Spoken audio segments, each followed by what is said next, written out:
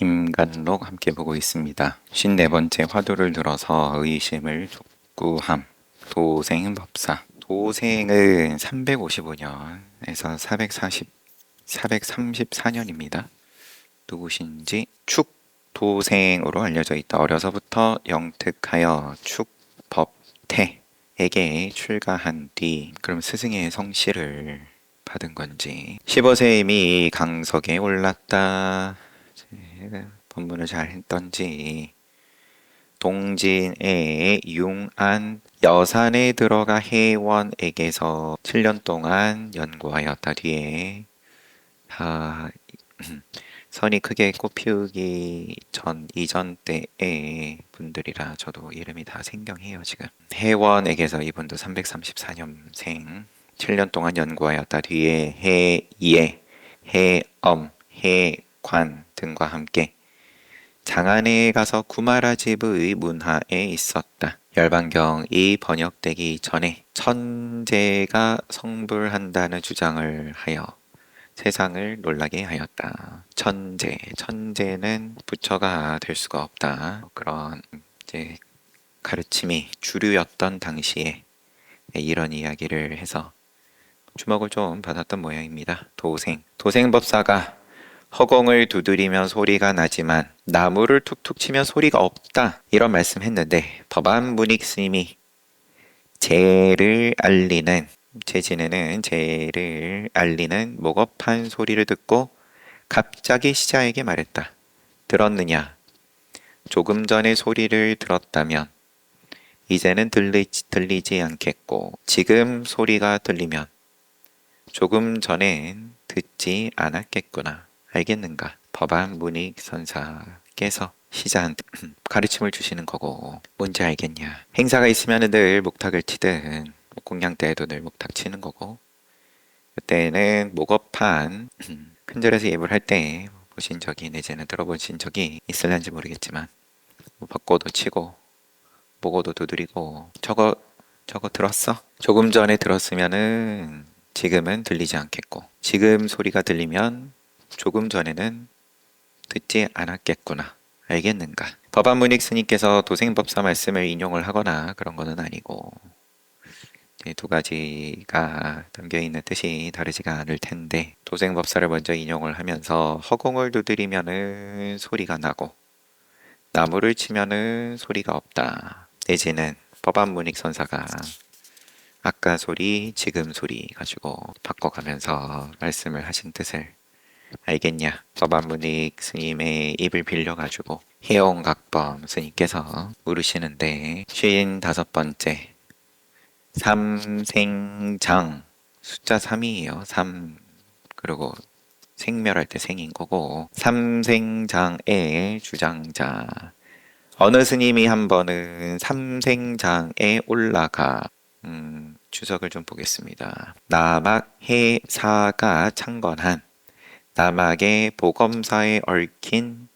해사의 삼생을 기념하는 곳 스토리를 붙인 장소다. 선사 입장에서야 깨달았으면은 그걸로 된 거고 당신께서 이제 이걸 가지고 또 장소에다가 이야기를 붙여가지고 방편을 쓰신 건지 아닌지 여하튼 해사가 어느 날 바위 아래를 가리키며 전생에 여기에서 좌선하다가 도적을 만나 머리가 잘렸다 하였는데 어느 날 바위 아래를 가리키며 여기는 내 전생 인연터야. 근데 무슨 인연이냐? 머리가 달아난 인연이야. 그랬더니 사람들이 찾아보니까 오래된 해골이 있었다. 이곳이 일생암, 삼생 가운데 첫 번째 일생암.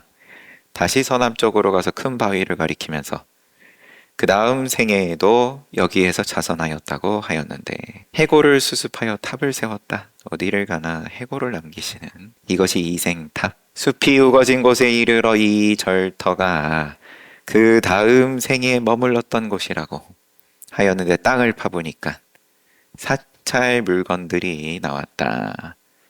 여기에 대를 쌓고 반야경을 독송했다. 이곳이 삼생장이다. 뒷사람이 붙인 이야기이든 당신께서 스스로 붙인 이야기이든 나는 전생에 여기에서 이랬고 그 다음 생에는 저기에서 저랬고 또 그 다음 생에는 이러이러했다. 나름 머리가 하나 나오고 그 다음에는 이제 해골이 나오고 그 다음에는 이제 절터였다. 사찰의 물건들이 나왔으니까 훈훈합니다. 어느 스님이 한 번은 삼생장에 올라가 4대 해사 스님, 이 이야기의 주인공, 호칭을 하는 겁니다. 4대 스님께서 평소 짚으셨던 주장자를 뽑아들었다가 다시 세워놓으려 하였지만 평소 짚으셨던 주장자를 뽑아들었다가 그럼 거기에 주장자를 하나 또 꽂아놨었는지 다시 세워놓으려고 하였지만 온갖 의심이 생겨 바로 세워놓지 못했다. 저도 그럼 실컷 지금 의심을 잔뜩 뿌린 셈인데 이게 진짜 회사 스님께서 쓰셨던 주장자가 맞아? 등등 이런 게 무슨 의미가 있어? 그러다가 문득 모든 것을 버려야 한다 생각하고 주장자를 들어 도로 놓으니 기울지 않고 똑바로 세워졌다 한다. 그 스님이 나에게 그 까닭을 묻기에 이렇게 답하였다. 이적이 원래부터 있던 그런 곳인지 모르겠는데 자기도 한번 좀 의심을 했지만 마음 비우고 다시 하니까 그대로 이적이 펼쳐졌다. 지금 요 글자만 보면 그런데 신기해가지고 해영각범 선사께 이 일에 대해서 물었다. 주장자만 그러한 것이 아니라 모든 일에 마음이 일면 바로 착오가 생겨나는 법이다. 예를 들어 아이들이 종이 자르는 모습을 보아라. 마음을 내면 실수를 하지만 아무런 마음 없이 자르면 전혀 어려움 없이 똑바로 자를 수 있다. 그러므로 돛 닦는 사람은 잠시라도 관조를 떠나서는 안 된다. 비추어 보는 것을 떠나서는 안 된다. 달리 특별하게 보는 모습이 있어서 관조다여서가 아니라 늘 관조이지만 거기다가 뭔가 찰나에 이거 붙이고 저거 붙이고 종이를 자른다 아이가 그러면 잘 잘랐네 못 잘랐네 스스로 붙일 수도 있는 거고 옆에서 보는 어른이 손가락 자를까봐 또 걱정하는 마음이 붙을 수도 있는 거고 등등 그렇지만 말로 이렇게 풀어본들 역시나 만들어진 관조다. 삼생장의 주장자를 어떻게 했다는 건지 평소 짚으셨던 주장자를 뽑아 들었다가 주장자가 그러면 그 장소에 어떤 의미를 지니고 앞에 편말도 붙어 있을 수 있을 테고 요거는 어른 스님께서 평상시에 쓰던 보구다. 근데 그걸 또 그러면 왜 뽑아 들었는지 그냥 그런가 보다 하면 될걸. 진짜 맞아? 처음부터 의심이 있어서 뽑아 들었는지 아니면은 다들 한 번씩 뽑아 들라고 성지순례 갔더니 약사전 부처님 다 손 만지라고 어린이들 성지순례 불국사 갔더니 황금돼지 만지라고 앞에 이렇게 딱 해놨다고 다 뭔가를 좀 손으로 주물러야 좋아하는 모양이에요. 이 시절이 지금 완전 이제 해원각범 선사 시대이니까 그럼 천년대인 건데 이때도 주장자 하나 꽂아놓구나. 다들 한 번씩 뽑아와서 도인의 기운을 받아가세요. 앞에 불전함도 있는지 모르겠지만 그랬는데 10이 다 떼놓고 그럼 다시 꼽았는지 아니면 그냥 놓았는데 애가 넘어지지 않았든 기울지 않고 똑바로 세워졌다. 그랬더니 스님의 의구심에 장단을 맞춰주셨어요. 해온각범 선사께서 장단을 맞추면서 자연스럽게 마음 비우고 하면 된다. 마음 비우고 했는데 그럼 주장자가 쓰러졌다. 아니면 허공으로 솟아올랐다. 그래도 마음 비워지냐? 그럼 오히려 마음 비우고 세웠는데 넘어지지 않고 바로 서 있습니다. 이게 어떻게 된 겁니까? 너가 마음을 비우지 못했네. 그럼 그런 대로 이미 진탕 지나간 건데 그 앞에 이야기로 치면 법안문익 선사께서 소리 들었냐? 아까 소리 들었으면 지금은 어떠할 것이며 지금 들리는 거면 아까는 어떠할 것이며 등등 56번째 불법의 첫 관문 수능엄경 수능엄경에서 너는 떠다니는 온갖 틱들과 모든 환상, 화한, 다 헛개비 같은 화한 모양이 그 자리에서 발생되었다가 그 자리에서 사라지는 줄을 전혀 모르는구나. 한자로도 여원부지, 일체부진, 재환화상, 당처 출생 수처멸진, 수처멸진. 열반경에서 말하기를 수능엄경 이렇게 그냥 인용하시고 갔다부터 없이 열반경에서 말하였다.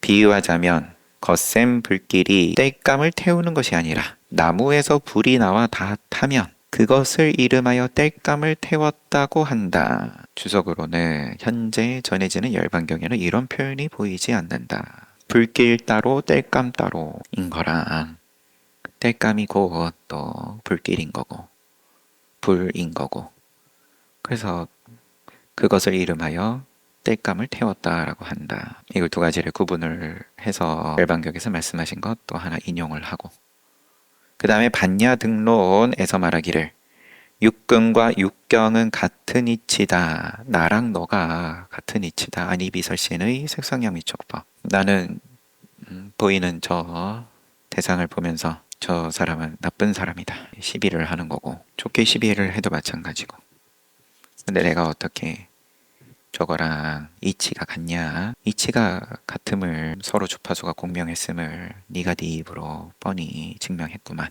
지혜 있는 자가 어찌 그리 놀라는가? 납자들이 이것을 철저히 깨닫는다면 비로소 불법의 첫 관문에 들어가게 된다. 수능엄경 인용부터 열반경 반야등론까지 뒷글이고 일체의 상이 일체 상이 곧 화한 것이다.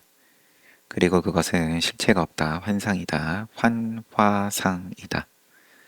화라는 말에 그 자리에서 생, 그 자리에서 멸 다 담아가지고 일체상이 그러한 줄을 모르는구나. 일체의 상이 이와 같다. 생멸이 다르지 않다. 동시다. 즉시다. 등등.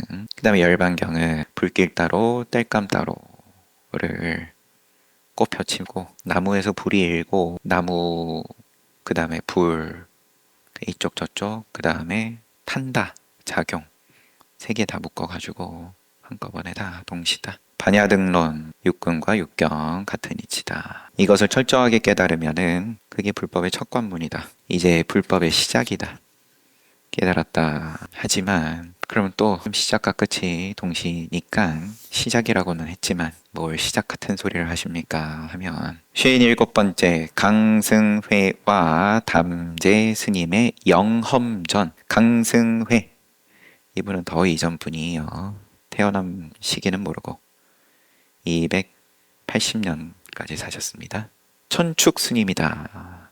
서역분입니다. 스님이고 오나라 적오 10년 247년 처음 건업 지방에 작은 암자를 지어 불상을 모셔놓고 불법을 펴자 손권이 우리 알고 있는 삼국지의 그 손권이에요. 수상하게 여겨서 그를 불러들여 물었다. 불도를 믿으면 어떠한 영험이 있는가? 손권이 관심을 가졌어요. 이 입장에서는 뭔가 이제 새로운 신흥 종교 사람도 서역 사람인 거고 얼마나 서역 사람을 자주 볼 수 있는 어떤 이제 역사적 배경인지는 모르겠지만 지역도 그러하고 그래서 인종 자체가 수상했을 수 있겠죠. 근데 불상을 모셔놓고 그런 불법을 펴니까 그럼 그거는 무슨 영험이 있는데 뭐가 좋은데 당연하게 묻겠죠. 열애께서 열반하신 지 어느덧 1000년이 지났지만 유골인 사리는 사방으로 신비한 빛이 나니 지난날 아유광이 84,000곳의 탑사를 세운 것은 열애께서 남기신 가르침을 드러내는 징표입니다. 사리를 얘기를 했습니다. 불도를 믿으면 어떤 영험이 있는가? 너는 처음 보는 그러한 모습의 상을 모셔놓고 그 가르침을 또 펴내. 나의 백성들인데 너가 건방지게 누구 허락으로 그러면 현혹시키고 있어. 내가 이 지역에선 대장인데 그런 느낌이었겠죠. 그러니까 이 상의 주인공 열애께서는 이미 1000년 전에 돌아가셨지만 1000년까지는 아닌데 지금 시기로 치면 요 대화가 이루어지는 시기는 그럼 대충 한 700년 전인데 유골인 사리는 사방으로 신비한 빛이 나니 유골 사리를 실제로 보여주면서 이런 말을 하면 또 모르겠지만 지난날 아유광이 여기서 말하는 아유광은 아쇼카 대왕인 거죠. 84,000 곳에 탑사를 세운 것은 열애께서 남기신 가르침을 드러내는 징표입니다. 그러면 상식적으로 봤을 때는 아쇼카 왕을 손권이 안다라고 전제를 하고 이런 이야기를 해야 그래도 말이 대화가 되는 건데, 아쇼카 왕이 아시잖아요. 그분이 그럼 이 지역까지 부처님의 어떤 흔적을 세웠었는지 과거에 별로 그런 상황은 아닐 것 같긴 하지만, 당신도 이 지역에서는 왕이신데 당신보다 더 크고 위대한 왕이 괜히 여러 지역에 부처님의 가르침을 널리 퍼뜨렸겠습니까? 이런 뉘앙스인데, 그래가지고는 손권이 아 그렇구나 하면서 고개를 끄덕일 만한 소리로 와닿지가 않아서, 그랬더니 역시나 아마도 손권은 만일 사리가 나온다면 마땅히 탑을 세우겠지만 허튼 소리를 짓거렸다면 형벌에 처할 것이다. 사리가 나온다면 탑을 세우겠지만 헛소리면은 너는 죽는다. 이에 스님은 7일간의 여유를 달라 청하고, 그럼 너가 사리를 보여준다면 이렇게 보는 게 맞겠죠? 그럼 너 말 책임지면, 내 눈에 볼 수 있게끔 해주면 그러면 내가 인정하고, 아니면은 너는 죽어. 그랬더니 일주일 주세요. 곧 제자들과 함께 깨끗한 방을 꾸려 구리병을 책상 위에 올려놓고 향을 사르며 예불 하면서 사리를 내려달라고 기원하였다. 제자들과 함께 방에 들어가가지고는 용맹정진에 들어갔습니다. 그러나 7일이 다 되어도 아무런 효험이 없자 안타깝게도 스님은 기한을 연장해 달라고 하였는데, 이런 이야기는 보통 죽고 난 다음에 본인 몸에서 사리가 나오죠. 근데 요 스님, 강승회 스님 모양이 조금 빠지게 기한을 연장해 달라고 하였는데 또 연장해 줬어요. 21일이 되던 날 37일 기도를 다 채우고 갑자기 병 속에서 땡그랑 하는 소리가 나기에 살펴보니 과연 사리가 담겨 있었다. 천만다행으로 안 좋은 상황으로 가지 않았습니다. 이를 손권에게 보여주자 여러 신하들과 한데 모여 사리를 살펴보니 사리에서 오색 영롱한 빛이 눈부시게 비치었고, 그는 몹시 놀라면서 보기 드문 상서라고 하였다. 직접 인용돼 있습니다. 어디 역사에도 이렇게 기록이 되어 있는지. 보기 드문 상서라는 표현, 희유하다. 이렇게 하나의 또 에피소드를 소개하고, 네, 두 번째 담제 스님의 부친, 이분은 돌아가신 게 453년. 강동, 아버지 이름이 강동이 기주 별가로 있을 때의 일이다. 그의 아버지의 모친 황씨가 낮잠을 자는데 어느 스님이 어머니라 부르며 불자 하나 먼지털이, 불자 하나와 쇠로 조각된 문진, 종이 날아가지 말라고 눌러놓는 무거운 거, 문진 2개를 주는 꿈을 꾸었는데 불자와 문진을 주었어요.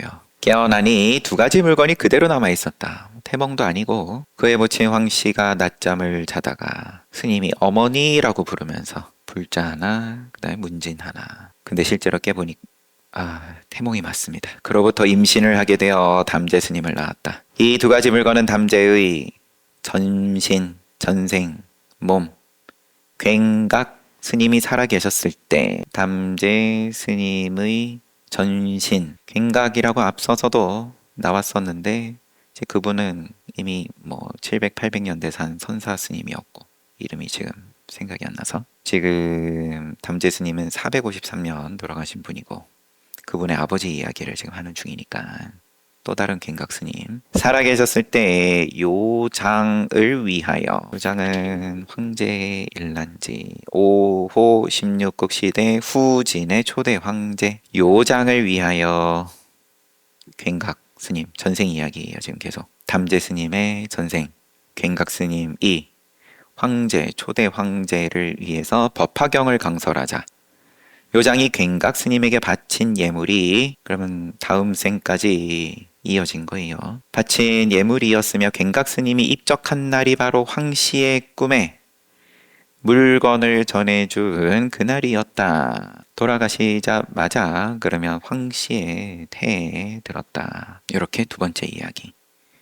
강승회 스님은 첫 번째 이야기에 스님 21일간 지극정성으로 기도해가지고 실제로 사리가 화현했다. 정성이 지극하여 살아생전의 사리를 얻을 수 있었고 담재 스님은 큰 서원을 세웠으므로 죽으면서도 그 물건을 전해줄 수 있었던 것이다. 허공 가운데에서 사리가 뿅 생기고 내지는 지금 이 불자하고 문진도 뿅 하니 전해지고 시 공간을 넘어서 여기서는 시간을 넘지는 않았습니다. 돌아가시자마자 곧바로 태에 들었으니까 들고 또 물건들도 공간을 넘어서 전해지고 정성, 지극한 정성이 시간과 공간을 넘나든다. 요약을 하면 진실한 정성과 큰 서원으로도 생사를 마음대로 뒤바꿀 수 있는데 하물며 마음의 성을 지키는 사람이야 어떠하겠는가. 모양으로도 지극한 정성으로 생사가 이렇게 이거를 지금 강조하시려는 말씀은 당연히 아니죠. 이렇게 그러면은 계속 신통에 내지는 부처님께 겨자씨를 처방을 받고 열심히 집집마다 다니면서 사람이 죽어나가지 않은 집에서 겨자씨를 얻으려고 하다가 깨달음을 얻게 되는 그 이야기 가르침하고도 조금 결을 달리하는 거다 보니까 하물며 마음의 성을 지키는 사람 호심성차 심성 호심성차 모양에서 자유로운 입장은 말할 게 뭐가 있냐. 시 공간에서 자유로워지는 건 일도 아니다. 헛소리가 아니다. 시 공간에 매여서 모양에 매여서 벗어나지 못하는 입장을 위해서 지극한 정성으로도 그 정도는 얼마든지 벗어나는 거 못 봤냐. 이런 이야기 보여주면서 58번째 장자와 열자의 고사를 풀이함 회당 조심. 장자에서 산골짜기에 배를 감추고 연못에 산을 감춘다. 타고 다니는 배, 물을 건너는 배, 산골짜기에 배를 감추고 연못에 산을 감춘다 하니 장자 말씀 인용하고 해석하는 자들은 청산유수처럼 유창하게 뇌까리다가도 까린다. 당연히 긍정적인 뉘앙스는 아니죠. 다들 주저리 잘도 떠드네. 천하를 감춘다. 장천하, 어천하. 이런 구절에서는 모두가 얼빠진 사람처럼 우두커니 앉아 붓을 놓고 생각에 잠긴다. 장자 말씀 주석에 있어서 좀 더 구체적으로 보면 배를 골짜기에 숨기고 산을 못 속에 감춰두면 안전하다고 여긴다. 하지만 한밤중에 힘센 자가 그것을 지고 달아나지만 어리석은 자는 알지 못한다. 작은 것은 큰 것 속에 숨기면 알맞기는 하나 잃어버릴 수가 있다. 만약 천하를 천하에 숨겨둔다면 잃어버리지 않으리라. 이것이 바로 만물의 위대한 진리이다. 회당 노스님이 일찍이 납자들에게 이 말이 무슨 뜻이냐고 물으니 너희는 이게 무슨 소린 것 같아? 대답하는 사람이 매우 많았지만 스님은 웃으시면서 너희들은 그 도리를 잘도 말하는구나 하셨다. 천하의 천하를 감추지는 않고 천하에 열심히 드러내고 싶어들 하네. 그런 느낌이셨을런지 웃으면서 내가 개를 지어 그 뜻을 적어본다. 회당 스님께서 회당 조심 선사께서 가타부타 여기에 대해서 나는 이렇게 생각한다 말씀은 없으시고 그냥 던져주니까 비유는 참 그렇지만 요즘은 애완동물 간식이 잘 나오니까 좀 맛있는 거 하나 사다가 좀 비싼 간식 하나 사다가 흔드니까 다들 정신을 못 차리네. 내가 개송을 지어 그 뜻을 적어본다. 천하를 감출 수 없다는 것만 알고 분주하게 자취를 찾아 냄새만을 맡으려 하네. 백척간두에서 한 걸음 앞으로 나아가면 비로소 나무 끝에 염소뿔이 걸려 있음을 볼 수 있으리. 뒤에 또 있네요. 회당 노스님께서 또 나오는데 여튼 천하를 감출 수 없다는 것만 알고 분주하게 자취를 찾아 냄새만 맡으려 하네. 백척간도에서 한 걸음 앞으로 나아가면 비로소 나무 끝에 염소뿔이 걸려 있음을 볼 수 있으리. 나무에 이런 염소를 다큐멘터리 같은 데서도 보지를 못해가지고 그렇지만 선문에서의 인용은 염소가 잠을 잘 때 뿔을 나무에다 걸어놓고 그리고 흔적을 지우고 잔다. 얘기하다 보니까 떠오르는 게 에티오피아의 무슨 부족 사람들은 항상 나무 위에 올라가서 잔다. 땅에서 자면 어떤 독충이든 내지는 또 독사든 이제 그런 위험으로부터 피하기 위해서 나무 위에서 당연하게 불편하지만 그러면 평야에서 살면서 그런 느낌도 없지 않아 있을 것 같습니다. 염소뿔을 걸어놓고 흔적을 지우고 흔적은 이렇게 지우면 되는데 뭘 분주하게 하나하나 찾아서 자기 흔적을 감추고 할 거냐. 회당 노스님께서 또 묻기를 열자, 이번에는 아까는 장자 하나 간식 던져주고 열자의 두 어린아이가 해가 멀고 가까워짐을 이야기하다가 두 어린아이니까 그러면 해가 뜨고 짐을 말하는 걸란지 아니면은 해가 하늘에 있을 때는 정오에는 해가 좀 작아 보이고 해가 뜨고 질 때는 해가 커다랗게 보이는 어떤 그런 걸 말하든지 멀고 가까워짐을 이야기하다가 결론을 짓지 못하고 공자에게 물으니 공자가 대답하지 못한 이야기가 실려 있는데 이유가 무엇이겠는가?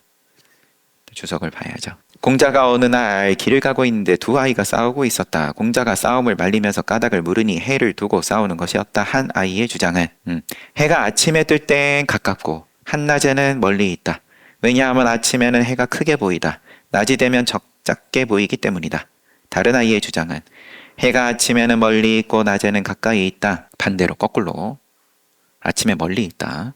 왜냐하면 아침에 해가 뜰 때는 시원하지만 한낮에는 해가 가까이 있어 뜨겁기 때문이다. 아이들이 똑똑해요. 둘 다 근거를 가지고 과학을 가지고 이야기를 합니다. 과학 얘기를 하니까 사실은 사이즈는 똑같다고 합니다. 자아를 가지고 태양에다가 대고 재보면 새벽이든 한낮이든 사이즈가 똑같다고. 이 말을 듣고 난 공자는 두 아이의 주장에 대해 쉽게 판단 내리지 못하고 이미 어떤 천문학이고 지구과학이에요. 아이들의 수준이. 망설였다. 그러자 두 아이는 웃으면서 그것도 대답 못하는데 선생님을 누가 현명하다고 말할 수 있겠습니까? 하였다. 열자는 어떤 사상인지 저도 견문이 짧아 그렇지만 당연히 주류인 공자에 대해서 좀 비판을 하면서 본인의 사상을 더 드러내는 모양을 취하는 뭐 그런 구조일 텐데 공자는 이제 사람에 대한 이야기인 거고 질서에 대한 이야기인 거고 화목하고 전쟁 없이 사람들끼리 잘 사는 이제 그런 이야기를 쭉 말씀을 하셨는데 그게 세상의 진리의 전부겠냐 하면서 태양을 가지고 지금 아이들을 빗대서 이야기를 한 걸로 제 마음대로 추측을 해보고요. 돌아와서 이번에 이걸 던져줬어요. 과학을 던져주니까 과학도 얼마나 또 맛있어요.